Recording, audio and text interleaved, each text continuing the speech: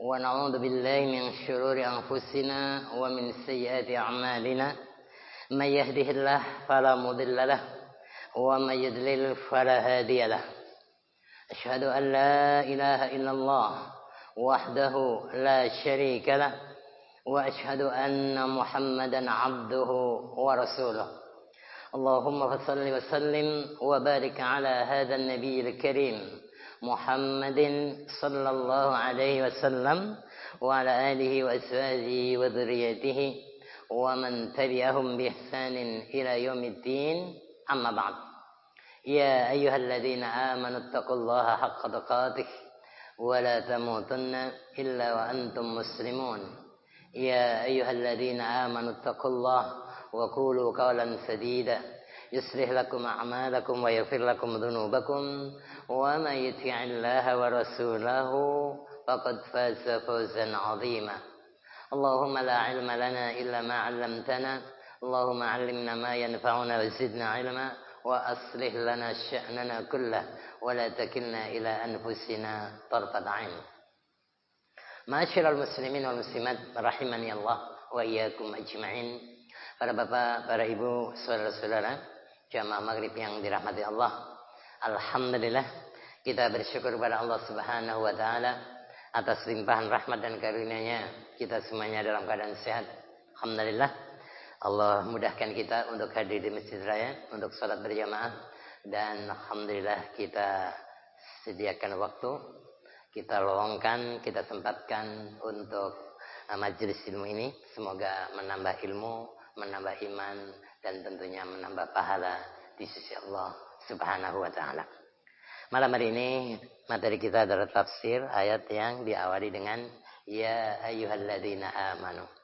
Seruan yang kedua, ya ayyuhalladzina amanu ista'inu bis-sabri was-shalah innallaha ma'as sabirin. Wahai orang-orang yang beriman, jadikanlah sabar dan salat sebagai penolongmu, sesungguhnya Allah beserta orang-orang yang sabar.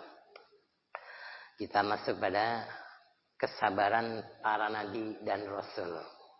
Lanjutkan bahasan yang kemarin, di mana suatu saat Umar bin Khattab radhiyallahu anhu Al-Faruq menemui Nabi sallallahu alaihi wasallam, lalu dia melihat Nabi tidur di atas tikar. Tikarnya kasar tentunya, tidak pakai kasur seperti para penguasa pada zamannya. Sehingga bentuk anyaman tikar itu menempel atau membekas di lengan bawah ya, di bawah kepala beliau. Membekas ya. Maka melihat kejadian itu, Umar bin Khattab menangis. Sedih. Pemimpin umat, seorang nabi, seorang rasul ya, di atas raja tentunya kedudukannya, tapi begitu, nggak punya string bed, nggak punya tempat tidur yang layak sebagaimana Kisra dan Kaisar, penguasa Romawi dan Persia pada zamannya itu kan. Kemudian ketika melihat Umar bin Khattab menangis, Rasulullah SAW bertanya, ya kan, apakah yang membuatmu menangis, Pak Umar? Ma yubkik ya Umar. Kok menangis, ada apa? Apa penyebabnya? Apa jawaban Umar bin Khattab radhiyallahu anhu? Wahai Rasulullah, bagaimana saya tidak menangis melihat bentuk anyaman tikar itu menempel di lenganmu, membekas. Sedangkan Kisra dan Kaisar justru menikmati sutra dan buah-buahan. Mereka menikmati ya dunia dengan segala yang dimilikinya, pakaian pakai sutra, dalam Islam dilarang tentunya, buah-buahan tersedia. Padahal engkau adalah utusan dan kekasih Allah. Dari sekian banyak nabi, dari sekian banyak rasul, kalau diringkas tinggal 25, katakan 25 itu 5 yang termasuk ulul azmi, yang punya kedudukan lebih tinggi daripada yang lainnya, sabar dalam menghadapi berbagai ujian. Dari 5 tinggal 2 yang dapat Khalilur Rahman, yaitu Nabi Ibrahim AS dengan Nabi Muhammad SAW. Dan satu itulah Nabi SAW yang akan memberikan syafaat kelak pada hari kiamat. Ketika semuanya tidak sanggup memberikan syafaat, ya, semua umat minta agar segera diperhitungkan amalan-amalan mereka. Jadi ketika itu jawabannya ya, mereka punya fasilitas, dapat kenikmatan, buah-buahan segalanya ya. Sementara engkau utusan Allah, engkau kekasih Allah, tidur saja sampai membekas. Maka apa jawaban Rasulullah SAW? Wahai Umar, apakah kamu tidak rela jika kita memiliki kenikmatan akhirat? Nah, orientasinya jauh. Wal akhiratu khairul laka minal ula. Akhirat lebih baik bagi kamu daripada dunia ini. Ya, jadi dibalik pertanyaan, apakah kamu tidak rela jika kita memiliki kenikmatan akhirat sedangkan mereka hanya memiliki kenikmatan dunia? Mereka di dunia saja bisa menikmati berbagai macam, di akhirat nol besar. Karena nggak beriman, maka nggak akan mendapatkan apapun, yang ada adalah azab. Ini hadis riwayat Bukhari dan Muslim. Ya. Sedangkan kenikmatan akhirat itu lebih baik dan abadi. Fal akhiratu khairu wa abqa. Lebih baik dan lebih kekal. Itulah jawaban Nabi sallallahu alaihi wasallam. Jadi yang belum mendapatkan kenikmatan, kelapangan ataupun yang diinginkan di dunia ini, yakinlah di akhirat jauh lebih baik. Maka hendaknya kita punya tujuan yang lebih jauh. Ya, makanya Allah ingatkan dalam Al-Quran, ya ayyuhalladzina amanu taqullah wal tandur nafsum ma qaddamat lighad. Apa yang sudah Anda siapkan untuk hari esok, yaitu pada hari akhirat. Ayyuhal hadirun wal hadirat hadanallahu wa iyyakum ajma'in. Para bapak, para ibu, saudara-saudara, semoga Allah senantiasa menambah taufik dan hidayah kepada kita. Nabi sallallahu alaihi wasallam pernah ditawari kenikmatan dunia. Ditawari harta, kemewahan, sutra dan emas. Ditawarkan kepada beliau sallallahu alaihi wasallam. Bahkan gunung emas sekalipun. Kalau mau Uhud dijadikan emas, bisa jadi. Kalau Nabi mau. Kalau orang kita mungkin kalau Singgalang jadi emas, siapa yang nolak? Freeport aja jadi emas sudah. Kalau di Tegal saya Gunung Selamet kalau jadi emas nggak ada orang yang nolak gitu ya. Ya. Nabi ditawarkan dan bahkan gunung emas sekalipun, akan tetapi beliau menolak. Gitu ya. Beliau lebih memilih hidup sabar menghadapi kefakiran, menghadapi kelaparan. Makanya nggak selalu dapurnya ngebul. Ada saat-saat Nabi nggak ada yang dimakan, kecuali minum air zam-zam dengan kurma. Jadi itu makanan yang paling minimalis untuk bertahan hidup istilahnya itu ya. Jadi beliau bersyukur dan merasa cukup, merasa kenyang. Bahkan Rasulullah SAW berdoa dalam riwayat Ibnu Majah disebutkan, wahai Tuhanku, hidupkanlah aku dalam keadaan miskin dan matikanlah aku dalam keadaan miskin, dan himpunkanlah aku ke dalam golongan orang-orang miskin. Tapi kita jangan minta itu kalau kasihan. Kita minta lapang rezeki gitu ya, supaya bisa beribadah. Minta kaya supaya pergi haji, bisa umrah, bisa sedekah gitu. Daripada jadi miskin bisa beramal, bersedekah dan seterusnya gitu ya. Juga diriwayatkan oleh Abi Umamah bahwasanya Rasulullah SAW bersabda, Tuhanku menawarkan kepadaku untuk menjadikan tanah Mekah berubah menjadi emas. Ditawarkan. Maka apa? Kata Nabi, jawab aku, tidak wahai Tuhanku. Akan tetapi jadikanlah aku merasakan kenyang suatu hari dan merasakan lapar di hari yang lain. Jadi enak kalau pernah lapar, itu kenyang, nikmati dengan. Tapi kalau enak terus mungkin bosan. Tapi itu yang diminta oleh Nabi sallallahu alaihi wasallam dalam riwayat At-Tirmidzi, dan ini hadisnya statusnya adalah hasan. Ayyuhal hadirun wal hadirat, a'azzani Allah wa iyyakum ajma'in. Rasul sallallahu alaihi wasallam bersabar dalam menghadapi siksaan dari kaumnya. Sabar. Jadi sabar itu dalam banyak hal itu ya. Bukan hanya kesendirian menghadapi kondisi ekonomi katakanlah, kesehatan dan seterusnya, tapi ini dari orang luar, ada yang menyiksa gitu ya. Bahkan diriwayatkan dari Urwah, Rasulullah mengatakan apa? Ketika Nabi sallallahu alaihi wasallam salat di samping Ka'bah, sedang salat di samping Ka'bah, beliau dihadang oleh Uqbah bin Abi Mu'ayth, dihalang-halangi gitu kan. Bahkan meletakkan pakaiannya di leher Rasulullah seraya mencekiknya sekeras, dimasukkan ke leher, ditarik, coba yang lagi. Itu Masya Allah ya, Kalau nggak sabar ya. Tapi Nabi tetap sabar walaupun tetap sahabat yang menolongnya. Kalau nggak ditolong, ketika peristiwa itu difarung, ditarik ke leher, Abu Bakar As-Siddiq datang memegang pundak Uqbah. Jadi sahabatnya setia gitu ya. Nggak dibiarkan kalau ada masalah, dibelanya Nabi SAW sambil Nabi mengatakan apa? Apakah engkau akan membunuh seorang lelaki yang mengatakan bahwa Tuhanku adalah Allah? Ataqtula ar-rajul alladhi yaqulu rabbi Allah. Engkau mau membunuh orang mengatakan Tuhanku adalah Allah. Sedangkan bukti-bukti Tuhan telah nyata kepadamu. Ini juga terdapat dalam hadis Imam dalam Musnad Imam Ahmad dan hadisnya sahih gitu ya. Kemudian tidak hanya Uqbah bin Mu'ad yang senantiasa menyakiti Rasulullah SAW, masih banyak kaum musyrik lainnya yang menyakiti beliau SAW. Siapa contohnya? Abu Jahal. Siapa yang kenal Abu Jahal? Itu beda dengan Abu Lahab ya. Abu Jahal yang pernah melihat Rasulullah SAW, ketika dilihat Rasul sedang sholat di Ka'bah, dia mengatakan apa? Seakan-akan dia yang berkuasa. Jadi Ka'bah milik mereka. Nabi nggak boleh sholat di sana gitu ya. Ketika melihat Nabi SAW, dilihatnya Rasul sedang sholat di Ka'bah, apa yang dikatakan oleh Abu Jahal? Demi Lata dan Uzza. Orang musyrik kan itu. Sungguh jika aku melihatnya mengerjakan sholat setelah hari ini, ancaman. Awas ya, sekali lagi kalau bahasa kita. Kalau aku lihat sholat lagi di sini setelah hari ini, niscaya aku akan melemparkan debu di atas wajahnya dan aku patahkan lehernya. Masya Allah. Abu Jahal mengancam, awas sekali lagi nampak, saya patahkan lehernya. Kan bahasa lain apa? Saya bunuh kamu kan itu. Kemudian di hari lain, nah ini ancaman. Tapi ya pengawal Nabi itu malaikat itu ya, bukan sekedar ya.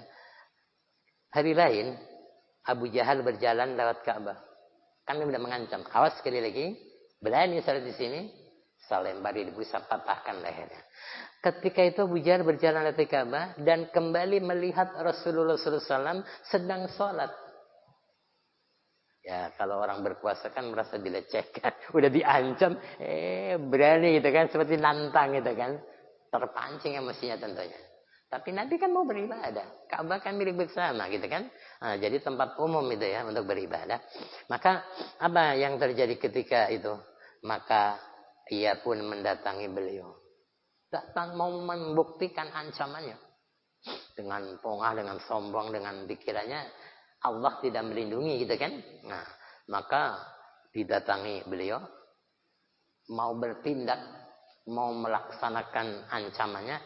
Sesaat kemudian ternyata ada melihat dia berbalik dan menarik tangan.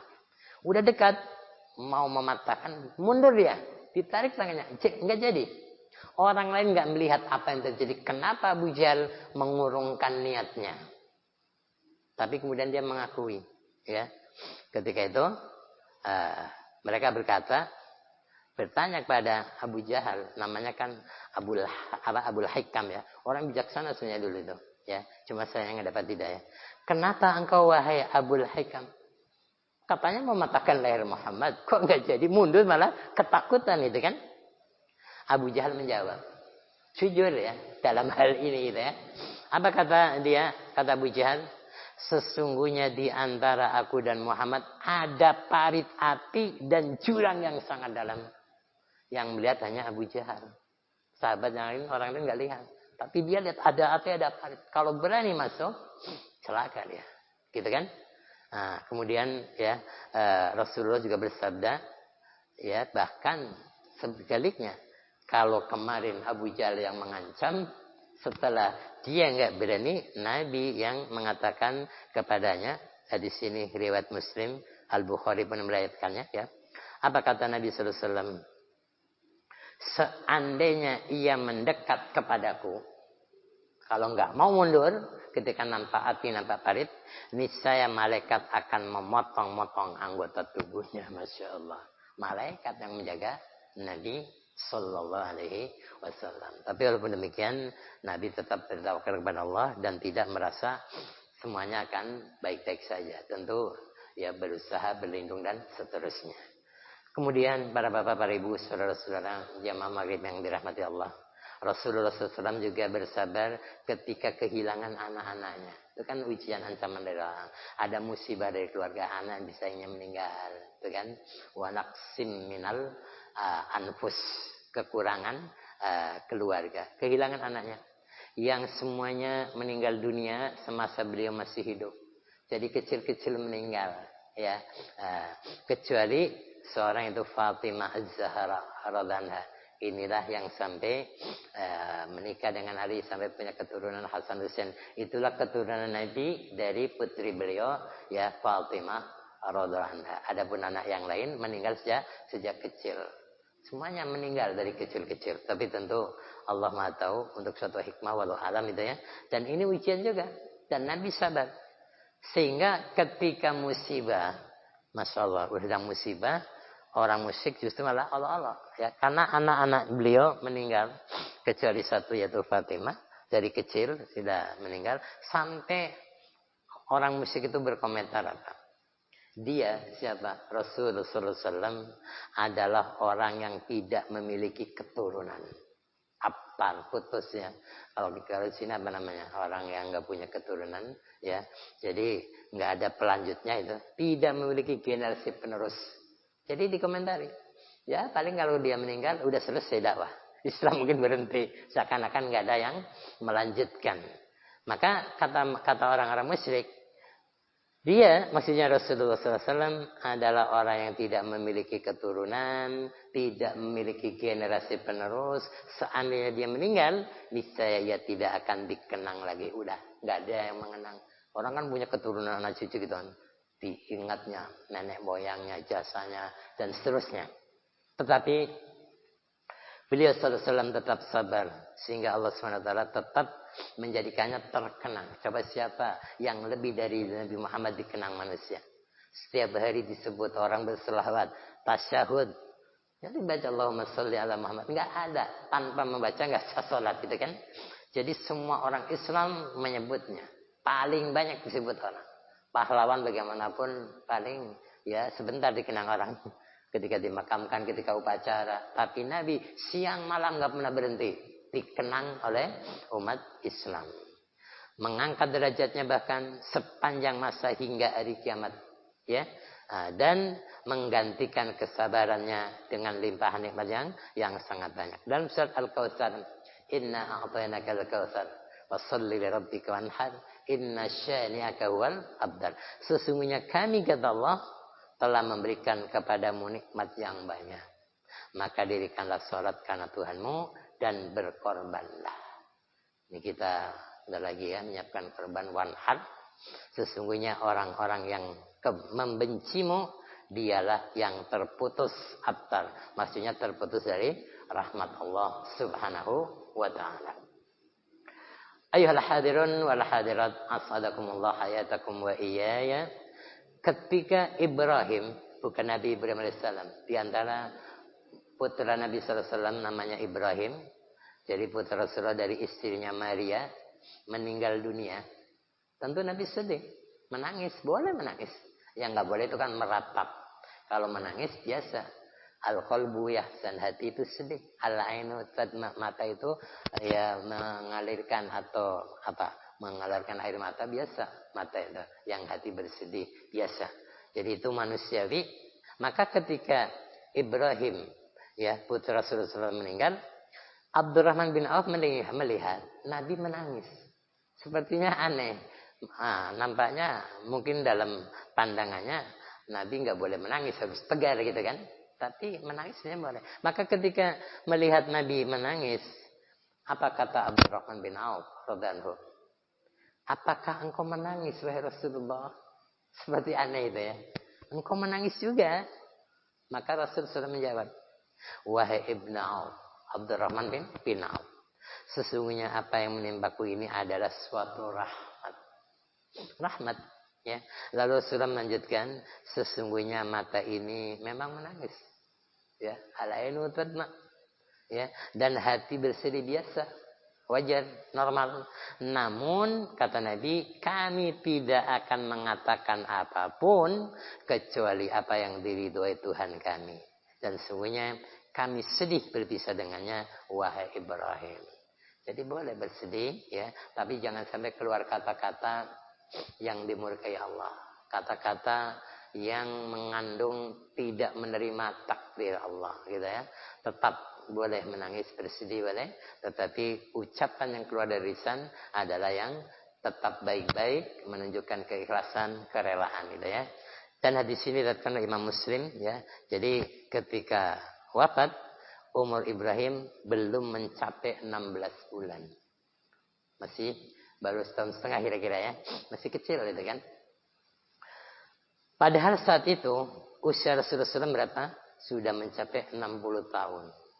Jadi tentu ingin generasi, ya, melanjutkan gitu ya. Nah, beliau mengangkat mayat anaknya, diangkatnya.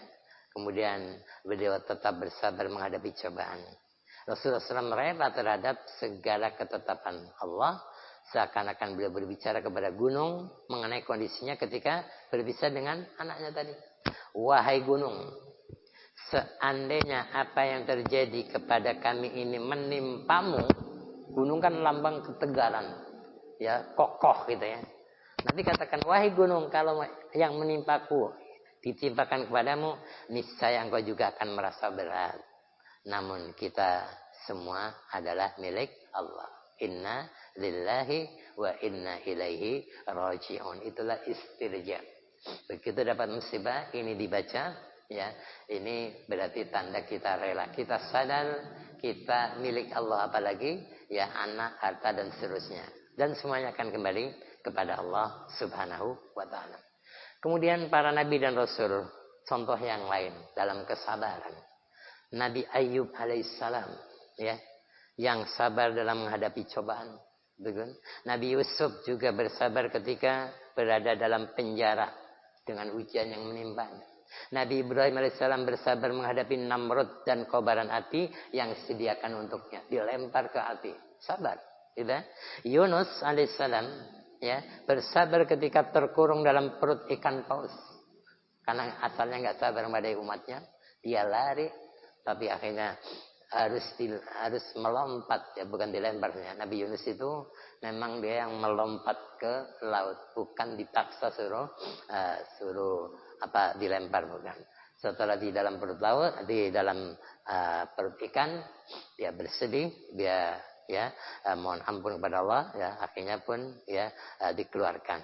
Jadi itulah, ya, termasuk Nabi Isa juga bersabar atas kefakirannya. Nabi Isa termasuk yang secara ekonomi nggak bagus, lari ke sana kemari gitu ya. Dan seluruh cobaan itu justru dimaksudkan untuk mengangkat derajat mereka dan meninggikan kedudukannya. Para nabi dan para rasul itu yang paling berat ujiannya, dan semakin berat ujiannya, semakin tinggi derajatnya di sisi Allah Subhanahu wa taala. Yang harus perlu kita ingat ketika kita ada musibah apapun bentuknya, maka kalau kita sabar, kita ikhlas, nilai kita di sisi Allah akan naik. Ya, dan kita yakin harusnya, dan harus yakin bahwasanya apa?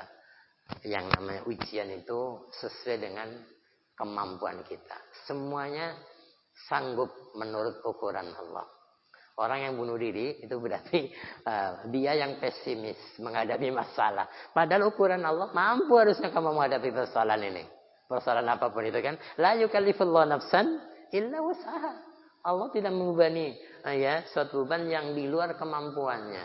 Cuma kadang kan begitu, orang merasa dia paling susah kan, paling berat ujiannya. Padahal orang ada yang lebih berat dari dia. Ini harus kita ingat. Maka ketika musibah, lihat yang lebih susah. Kita sakit, dan di rumah sakit lebih parah, banyak orang terkapar gitu kan. Ya, makanya ada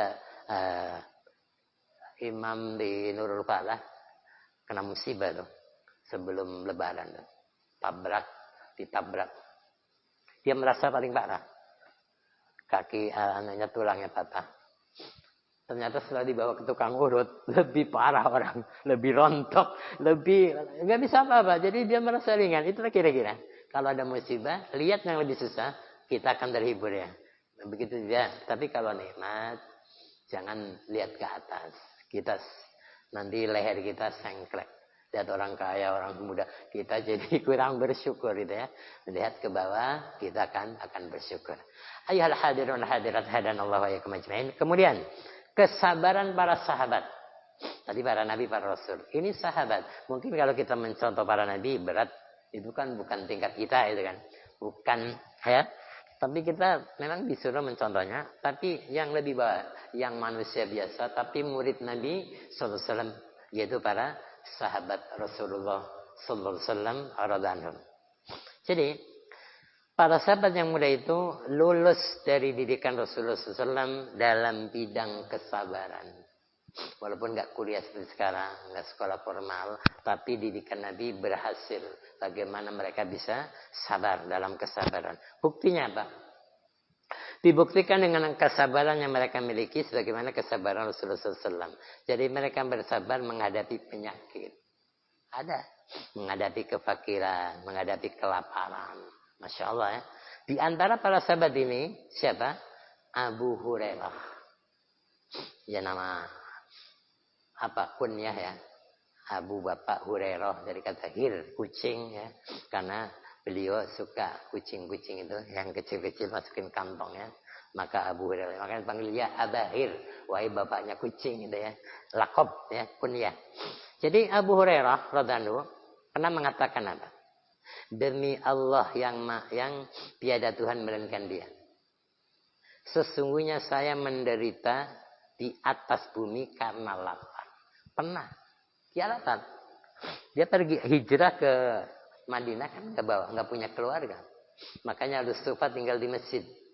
Makanya ada zakat, ada hadiah misalnya kurma untuk makanan mereka. Kalau Nabi dapat hadiah dibagi-bagi, makan sama-sama. Nabi ambil kasih mereka. Kalau ada sedekah kasih mereka. Nabi kan nggak boleh makan sedekah. Jadi tinggal di masjid mendalami agama, belajar sama Nabi. Makanya hadisnya paling banyak. Padahal nggak terlalu lama hidup dengan Nabi kan. Nah, tapi masya Allah sampai istilahnya kalau dibelah perut Abu Hurairah keluar semuanya hadis-hadis. Umpamanya seperti itu, gitu ya. Jadi Abu Hurairah masya Allah itu ya. Nah, tinggal di masjid untuk belajar agama, bukan sekedar tidur. Yang masalah di masjid tidur, habis sholat, waktu sholat malah lari. Jadi apa yang dilakukannya, apa yang dirasakannya, lapar. Apa yang dilakukan orang dulu? Kalau kita mungkin ikat pinggang ditarik, kalau dulu ganjel batu. Ketika ganjel itu agak kurang. Makanya kita kalau lapar ikat pinggang dikencangkan agak kuat gitu ya. Kalau longgar kan melorot karena lapar. Jadi meletakkan batu di atas perut saya, kata Abu Hurairah, karena menahan lapar. Saya pernah duduk suatu hari di tepi jalan. Nah, dalam hati berharap diajak makan. Nyapa orang supaya ditawarin makan. Tapi nggak mungkin minta. Sampai sudah lapar pun nggak minta. Ini sekarang banyak orang kenyang minta itu kan. Jadi duduk di pinggir jalan gitu ya. Udah diganjir perutnya. Kemudian Abu Bakar melewati jalan tersebut. Lewat Abu Bakar. Alhamdulillah siapa tahu bawa ke rumahnya. Bisa makan misalnya. Lalu saya menanyakan suatu ayat Al-Quran. Ini bahasa basi sebenarnya. Ditanya Al-Quran. Sebenarnya inginnya kalau lihat ini bentuk orang lapar. Maunya diajak makan, ditraktir sekarang kan. Bawa ke rumah gitu ya.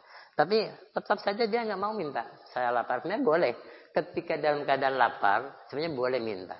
Datang ke saudara kita atau sama muslim, maaf saya lapar nih 2 hari nggak makan, minta itu boleh. Yang nggak boleh itu minta untuk lebih kaya, udah ada cukup tapi minta itu yang nggak boleh. Kemudian saya menanyakan Al-Quran, padahal tujuanku kata Abu Hurairah menanyakan itu supaya Abu Bakar memberikan makanan untukku. Maka saya bilang bahasa basi, kan kadang bakabah, tapi maksudnya ada yang disembunyikan. Akan tetapi Abu Bakar tidak memahami. Ya memang beda-beda kan orang memahami. Orang pikirannya nggak ada masalah gitu kan. Satu lewat sahabat. Kemudian lewatlah Umar. Satu nggak dapat masih lapar dia kan. Lewat Umar bin Khattab radhiyallahu. Lalu saya menanyakan satu ayat dalam Al-Quran juga. Tujuannya apa? Menanyakan itu supaya dia Umar bin Khattab memberi makanan untukku. Mungkin udah semakin pucat. Nampak orang lapar kan beda itu kan. Walaupun ngomong beda, orang baru makan mungkin keluar keringat. Kalau lapar itu pucet itu kan. Akan tetapi Umar pun nampaknya belum paham yang tersirat di balik raut mukanya. Kemudian lewatlah Rasulullah. Masya Allah, Rasulullah itu sangat mengerti betul perasaan sahabatnya itu ya. Makanya paham betul. Yang Abu Bakar Umar nggak paham, Nabi mengerti. Ketika lewat Rasulullah SAW, beliau tersenyum ketika melihatku, kata Abu Hurairah. Belum ditanya tersenyum, paham. Ya, dan mengetahui kondisiku dari raut mukaku. Udah lapar, udah ganjil batu, beda tampilannya. Gaya bicara, udah dilihat ini orang nggak makan berapa hari gitu. Maka beliau pun memanggil, wahai Abu Hurairah. Apa jawabannya? Ya, labbaik gitu ya. Ya Rasul. Wahai Rasulullah, dijawabnya. Lalu sudah bersabda, al-haq. Sambil berlalu, Nabi bilang al-haq. Ya. Maka saya pun mengikuti beliau. Ikut aja di belakangnya. Kemudian Rasulullah memasuki rumahnya. Kan sudah senang. Ada makanan. Tapi ada juga kecewanya Abu Hurairah di sini nanti. Gitu ya. Setelah masuk ke rumahnya. Dan saya pun minta izin untuk masuk. Bertamu. Itu ya. Beliau mengizinkan saya. Benar Rasulullah SAW menemukan segelas susu di rumahnya. Susu. Orang bersihan orang sana biasanya susu. Kurma, air zam-zam. Ya. Karena susu mereka kan punya kambing diperah. Jadi bukan susu kaleng buatan pabrik. Ada susu ya di rumahnya. Maka beliau bertanya. Dari manakah datangnya susu ini? Ya, pelayannya menjawab, seseorang menghadiahkannya untukmu. Jadi kalau nggak hadiah kan antar ke rumahnya. Ini kalau hadiah, kalau zakat.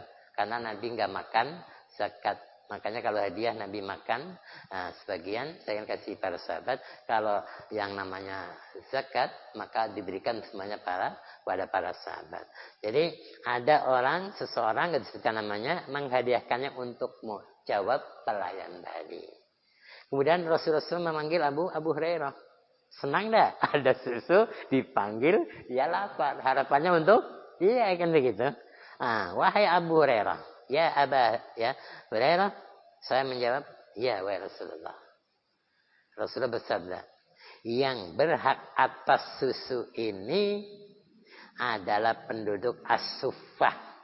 Panggillah mereka semua kepadaku. Padahal orang ingin, kalau bisa saya lapar banget itu untuk saya segelas biar kenyang. Rupanya milik bersama orang-orang yang di masjid. Biasa itu kan.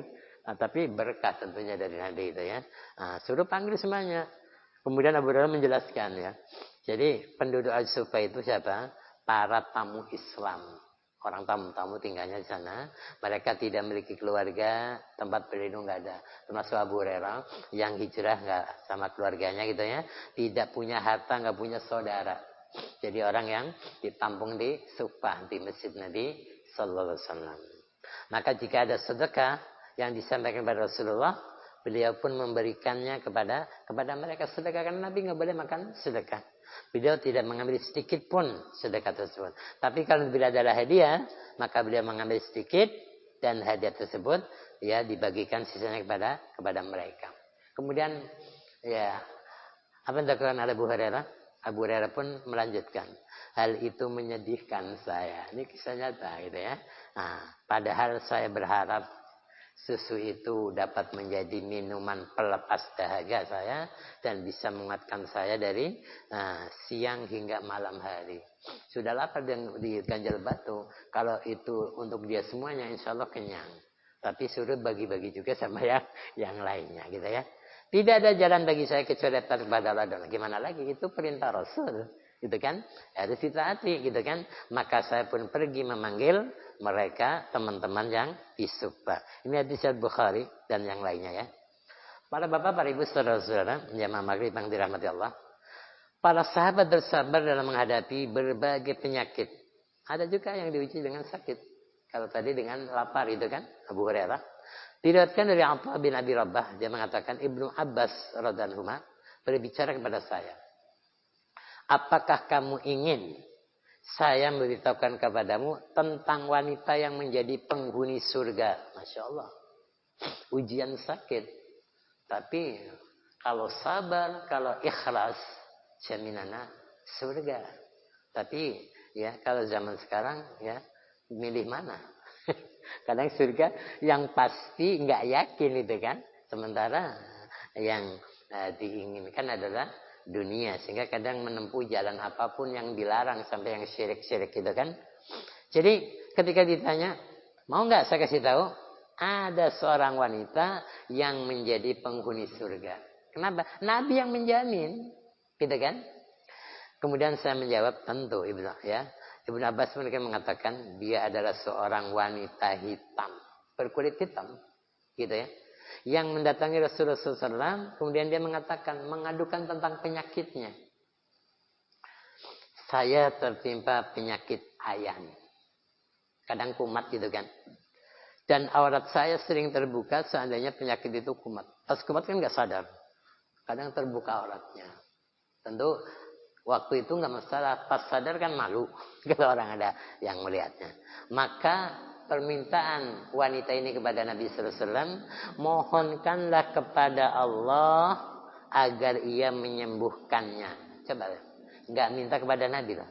Mintanya kepada Allah. Minta kepada Nabi agar berdoa kepada Allah untuk menyembuhkan. Berarti Allah yang menyembuhkan. Dia dari segi tauhid ini.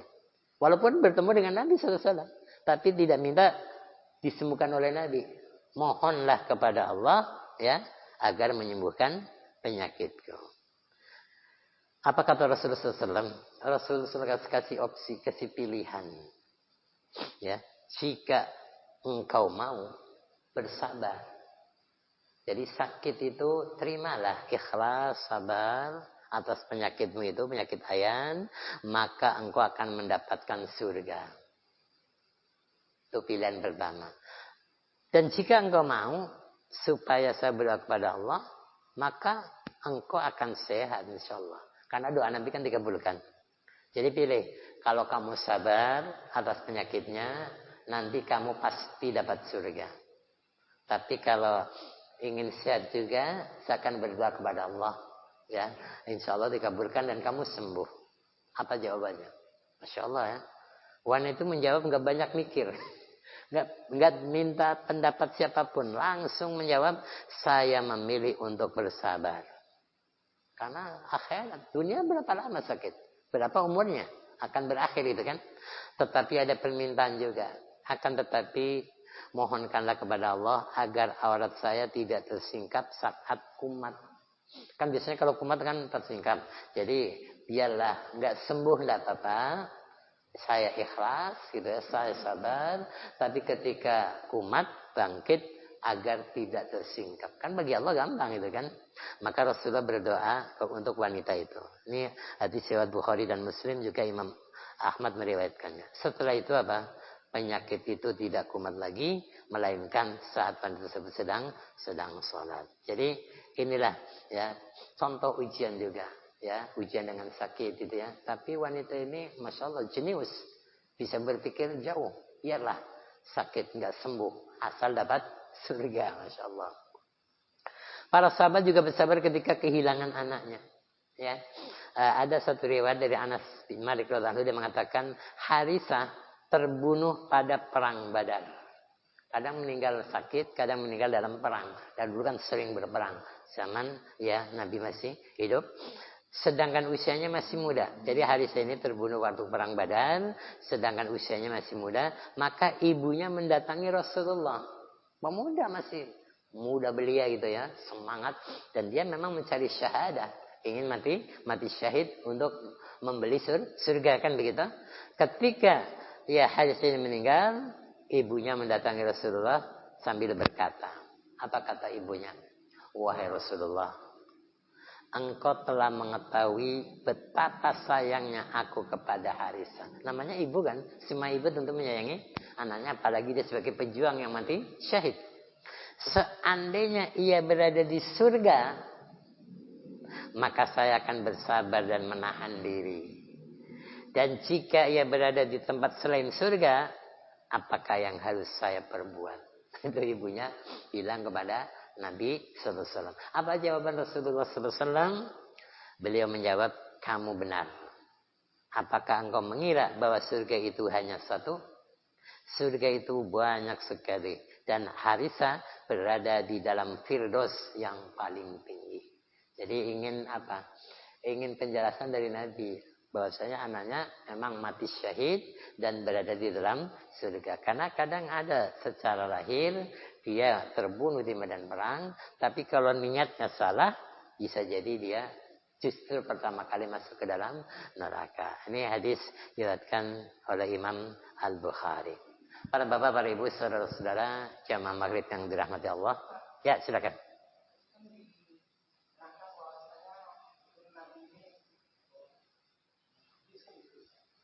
Ya, oke, lanjutkan. Tapi kenapa ada habib-habib yang sebelum Nabi sekarang masuk dengan Nabi? Nah. Jadi yang hidupkan Fatimah, makanya dari Fatimah dan Ali. Makanya Hasan Husain kan anaknya Fatimah dengan Ali bin Abi Thalib radhiyallahu anhu. Jadi Hasan Husain terus ke bawah. Memang ada, cuma tidak semua yang mengaku Habib itu sampai, karena dari pernyataan mereka sendiri kalau seleksi mungkin ada yang enggak kan itu. Tapi memang keturunan Nabi itu ada, tapi bukan dari jalur anak Nabi yang laki-laki, karena yang laki-laki meninggal semua. Dari kecil tinggal satu Fatimah. Fatimah radhiyallahu menikah dengan Ali bin Abi Thalib, lahirlah Hasan Husain terus. Dan memang ada, cuma kita sekarang nggak tahu. Kenapa? Kita harus yakin, karena nanti Imam Mahdi itu keturunan Nabi yang akan berjuang nanti akhirnya. Bahkan nanti paling adil itu sekarang, yang paling berkuasa, umat Islam jaya itu kan, itu dari keturunan. Dan sepanjang saya tahu, yang Imam Mahdi itu dia nggak ngaku-ngaku. Yang pernah saya baca ulama alam, sehari sebelum dibaiat dia belum tahu kalau dia akan jadi pemimpin umat Islam ketika itu nanti.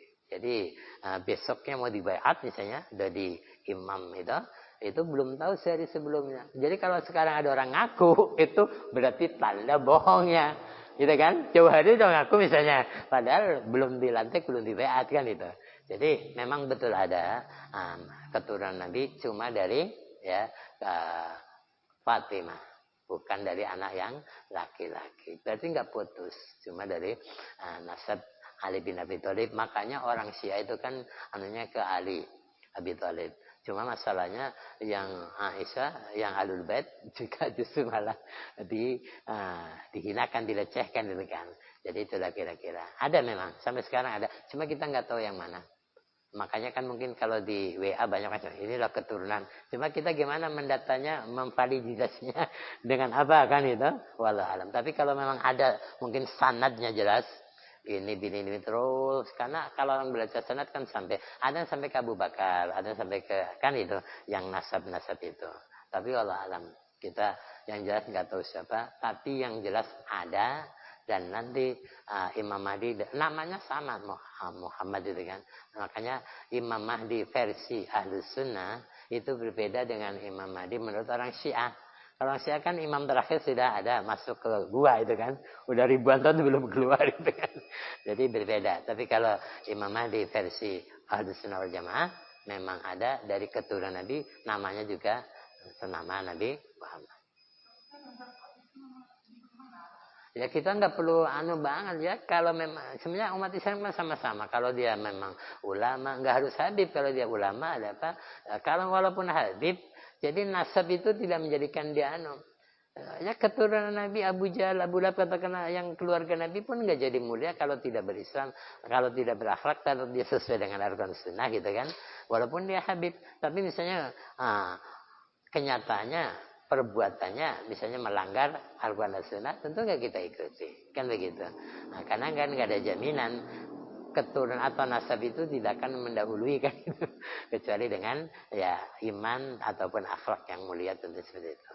Bahkan sebenarnya secara moral lebih berat sebenarnya mengaku keturunan Nabi kan, harusnya lebih dari segala-galanya. Kan harusnya kita malu-malu. Kita aja kadang anak buya, anak usaha harusnya nggak enak kan, karena agak ada beban itu kan. Tapi kalau anak orang biasa lebih ringan bebannya kan itu. Tapi mungkin karena untuk ya kadang kepentingan mungkin dihormatin seterusnya walau alam. Tapi kalau di Saudi di Arab kayaknya nggak ada gelar-gelar seperti itu, tidak menonjol lah seperti di Indonesia. Walau alam. Demikian mudah-mudahan bisa dimaklumi ya. Udah masuk Isya, insyaallah kita lanjutkan. Tinggal bagian terakhir kesabaran para tabi'in. Kemudian nanti kita lihat seruan berikutnya yang ketiga. Alhamdulillah Allah memanggil orang beriman dengan panggilan kemuliaan dan penghormatan. Semoga kita semuanya menjadi mulia dan terhormat di sisi Allah Subhanahu wa taala. Billahi taufiq wal hidayah wal afu minkum.